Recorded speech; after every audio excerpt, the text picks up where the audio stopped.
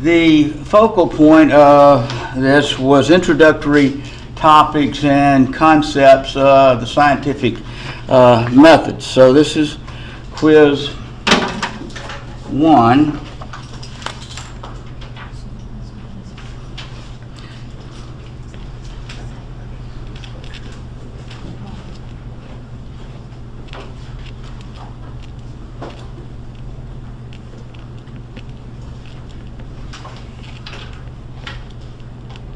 We did make a couple of comments about numbers in a measurement, but hopefully that didn't rattle anybody about significant figures, especially after showing the video. I develop additional information. I don't just read A, B, C, D and then go to the next thing. I go over some material and add extra stuff to this. Okay. This first question, what is an educated guess? It's the hypothesis. So our answer is C choice. But we won't want to neglect the fact that the scientific method is a procedure, process, protocol in science.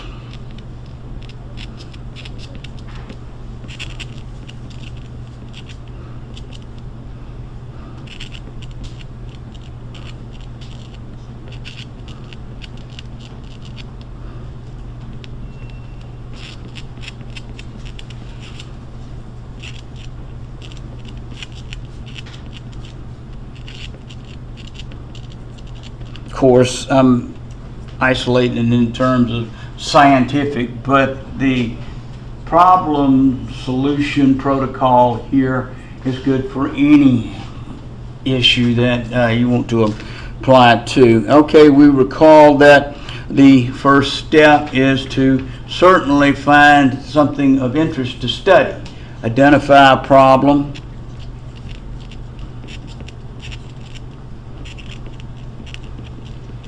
That you wish to study, and then once you identify the problem, then you begin to read and collect information on that problem.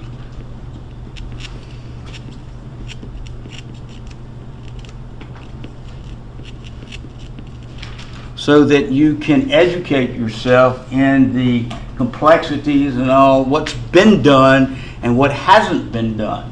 What's been done is very important. You don't want to initiate a problem solution that is reinventing the wheel, so to speak. So that's a big issue in science. Some people spend years and years and then find out, oh, they did that 9 years ago at Berkeley or something like that. Now, C is the one that was on the quiz, the hypothesis. This is an educated guess on how to solve the problem. Now, the hypothesis is an evolutionary process. It evolves out of the step 2. As you read and study on the subject of interest, on the object of interest, you say at a certain point, oh yeah, I see how to solve that problem. Now it's exclusively theoretical, so you want to keep that in mind. It may be very valid and your logic is great, but it is a theoretical consideration at this particular point. So what does that lead us to? It leads us to experimentation.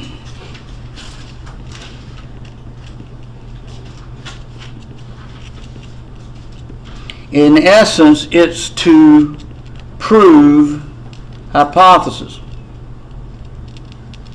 That's the whole essence of doing the laboratory work. You come up with an objective and a possible solution to that objective, and you want to show the world that you're the smartest thing on the planet, and so you build this gadgetron and you plug in the data, and out comes the world's greatest answer. And so you've proven it. The gadgetron that you built is a contributor to proving the hypothesis. So at the end of this, when you spent years and years working, you come up with a conclusion. Now this is, in this context, an answer to the problem, as you would.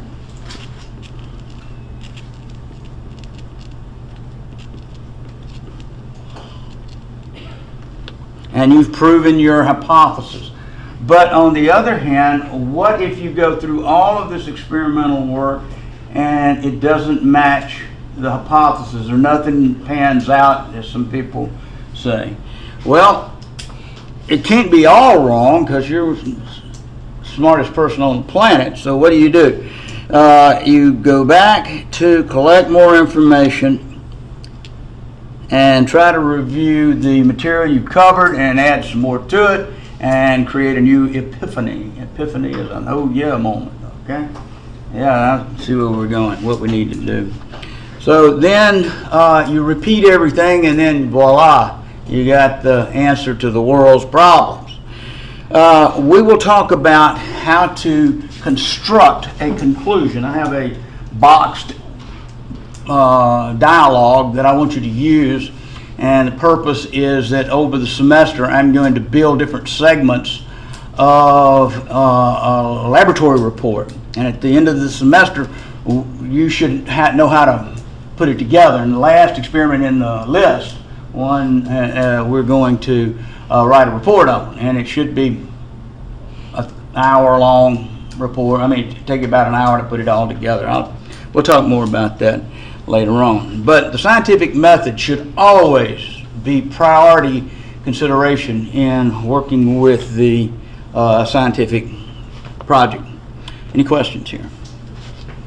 Now, there's a lot more I could say. System, surroundings. You as a you are always part of the surroundings in the context of a scientific process. Okay, and your job is to build a gadgetron that receives signals from whatever you're interested in, and it sends signals transposed into data that you interpret in terms of the object of interest, and you go from there. We'll say more about system and surroundings as we get deeper into the semester. Okay, scientific measurement.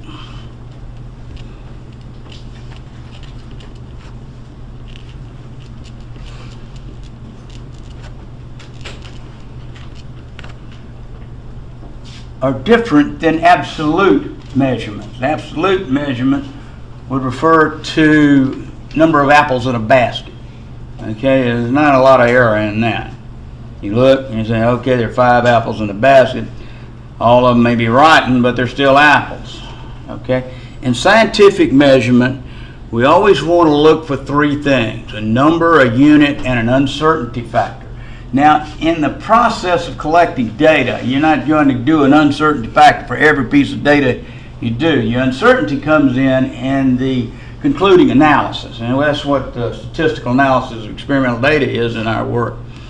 It comes in at a certain point in the experiment as you want to present it to the public. We'll talk more of that. But scientific measurements always consist of a number plus a unit plus an uncertainty. And that would be more in line for the results, so to speak. But like I say, in collecting reams and reams of data, I doubt seriously you're going to try to define the error with every number that you pick. So error analysis, accuracy and precision, we'll say more about in lab today. And as we look at this collection, it's all 3 of the listings, A, B, and C, so that would be all of the above, D choice there. Okay.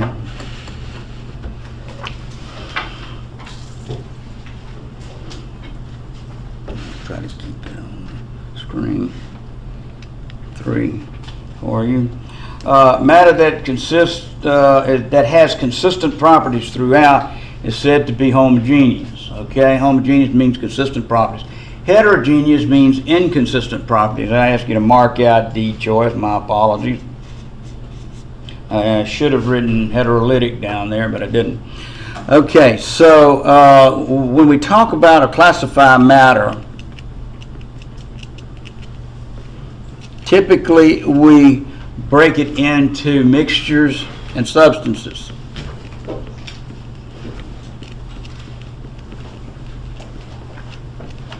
Now, in the context of mixtures, we find that they are inherently divided into two parts: homogeneous mixtures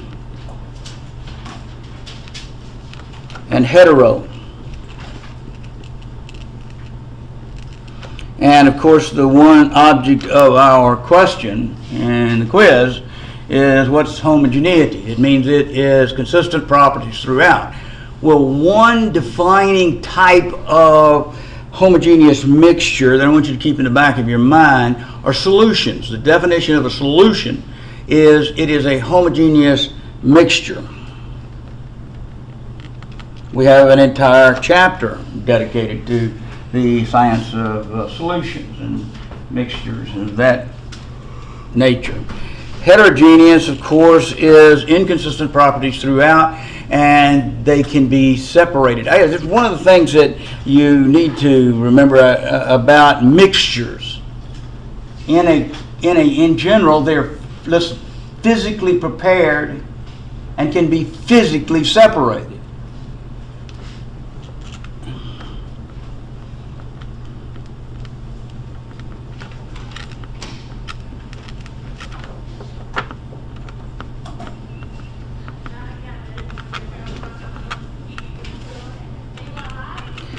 Physically prepared is easy to understand. Salt water. Pour the salt into the water, stir, physically, mechanically dissolving the salt in the water. Physically separating refers to taking advantage of physical properties, is what it's referring to. Physically separated through physical properties. Evaporation, to do distillation, for example. Boiling point of a mixture of liquids are different, and the liquid with the lowest boiling point would distill over without taking the second liquid with it, and so that's taking advantage of physical properties. Substances, just to add to this because we're going to be going into them very soon, are divided into elements and compounds. The note that you should make about elements and compounds is that all are homogeneous. An element, a pure element, is homogeneous in its nature. If you have a single compound and you don't have any contaminations in it, is homogeneous.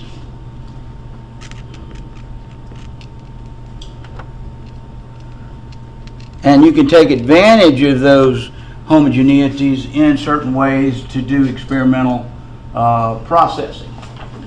Okay.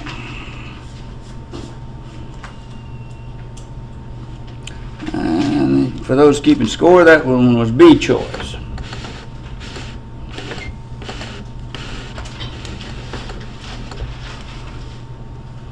And so, number 4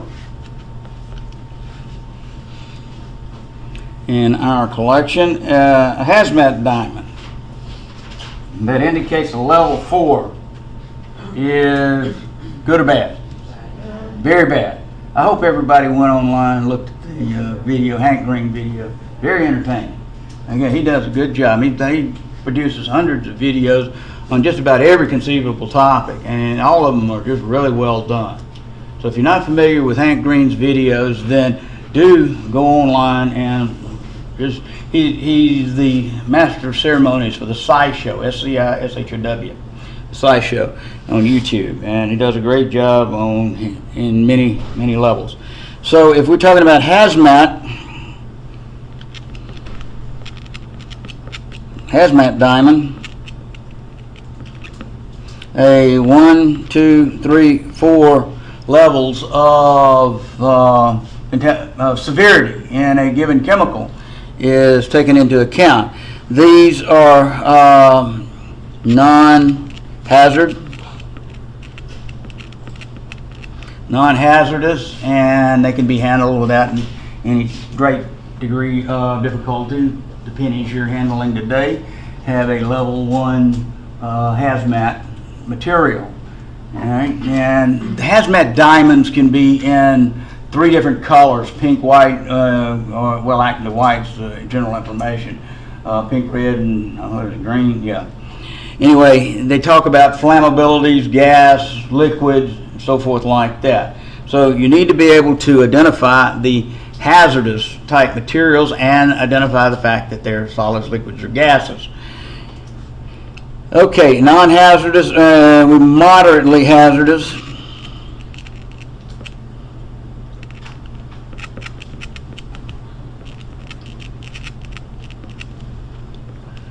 Reasonably hazardous.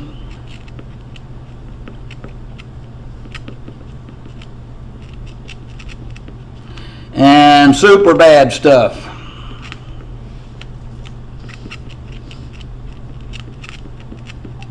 And all due protections should be taken into account. The stuff will kill you.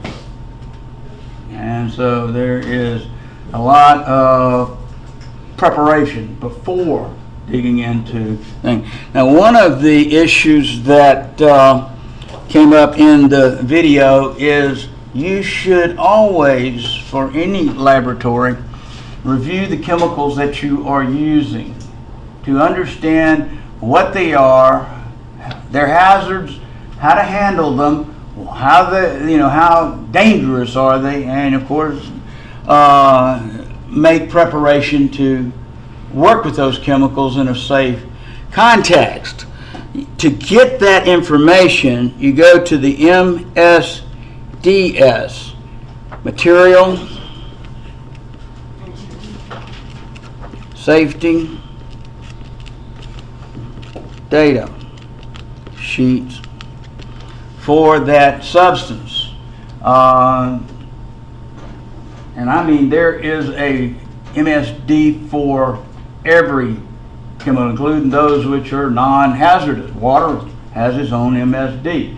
Now, there are published volumes on the shelf in the laboratory of MSD sheets. We keep them there by law, and we have to keep that. However, it's not necessary to go to the textbook. Now, you just Google MSD hydrochloric acid, and it'll bring up the MSD sheet. What you should, and some of them have 50 pages attached to them. Anytime you bring up an MSD, you should certainly look at the identity.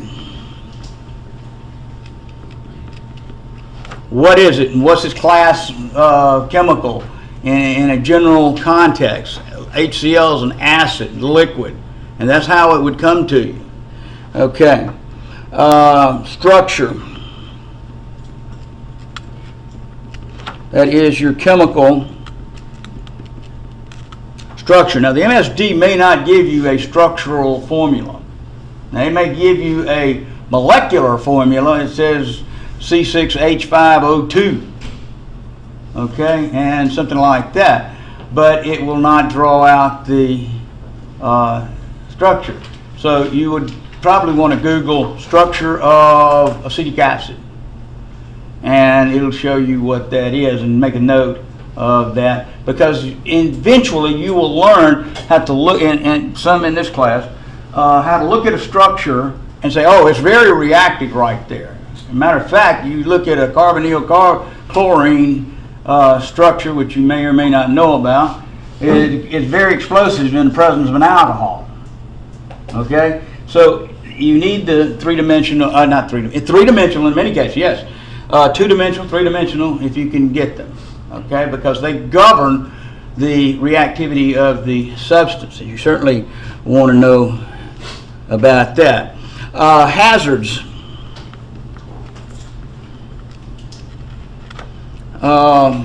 LD50s, lethal dose per 50 kilograms of body mass. Okay? Find out how much it takes for you to die. Okay? of drinking caffeine. How much caffeine do you have to consume to die? Well, there is a number, and you can find that in the MSD sheet. I don't know, I just saw a video on it a year ago or two.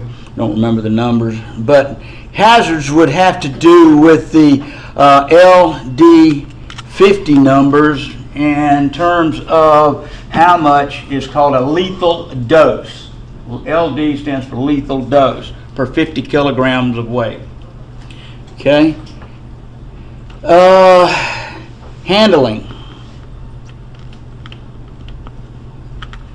How do you handle that, and what kind of protection should you wear in working around chemicals? So if you're working with phosgene, you probably want to have a big thick wall, a thick glass between you and whatever it is, a phosgene reaction. Okay, and big hands and mechanical hands reaching in and handling. But if you're just working with salt and water, well, you can get that all over you and not hurt anything. All my experiments, for the most part, are level 1. I designed them that way deliberately. In Chem 2, we have some more hazardous issues in terms of solution preparations, because I have them work with some concentrated acid bases and corrosive salts. But I make a big issue out of MSD sheets and what have you about that. But anyway, plus anything, these are the primary 4 that you will need. The name of the stuff, identity, what it's called. You know, some compounds, especially organic compounds, have an IUPAC, a systematic name, and then they have some other moderately systematic, and then they have some common names. Water is not always known as dihydrogen monoxide, okay? So you have common names. Ammonia is not known as nitrogen trihydride.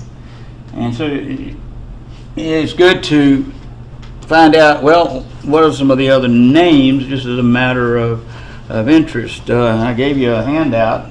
I don't have all those memorized either, of common chemicals and some of the names for them. So those are useful to you. Okay.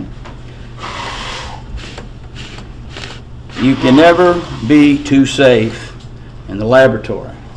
Okay. Wearing eyewear is always a good idea. Keeps me from fussing at you. Now, I've got to zero this video page. Okay, there we go. Which of the following numbers contains the least number of significant figures? Well, A, B, C, D. And this is just a rehash of the video we looked at. 0.0003204 and 0. Wrong flavor. 201,000, and then we have 30.00, and then 45,001. So in case number 1, how many significant figures? I'll make a table. How many in here? Anybody? 4. 4. Very good. And we count those left to right. Yes? Okay. This one, we count right to left? Yes. How many in this one? 3. Correct. And in this one, we count right to left, left to right? Left to right, because we got a what in there? We come in from this direction. You count left to right if it's got a decimal. And the 2 zeros are counted. Why? Because they are significant to defining the accuracy of the device you're using in the study. So this has 4 sig figs in it. And this last one, these are enclosed zeros right here, no decimal, left to right. It's 1, 2, 3, 4, 5, just to get this out of the way.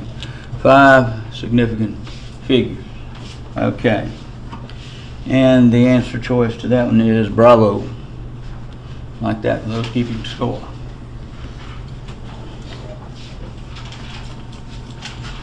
Okay.